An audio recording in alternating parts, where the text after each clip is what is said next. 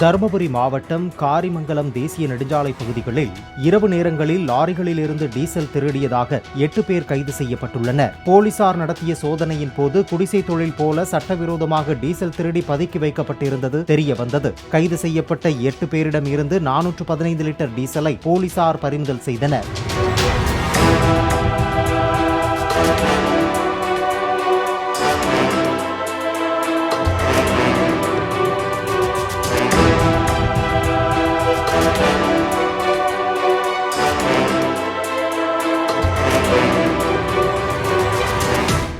Play store மற்றும் app ஸ்டோரில் இருந்து பாலிமர் செயலியை QR கோடு மூலம் பதிவிறக்கம் செய்யுங்கள். செய்திகளை உடனுக்குடன் பெறுங்கள்.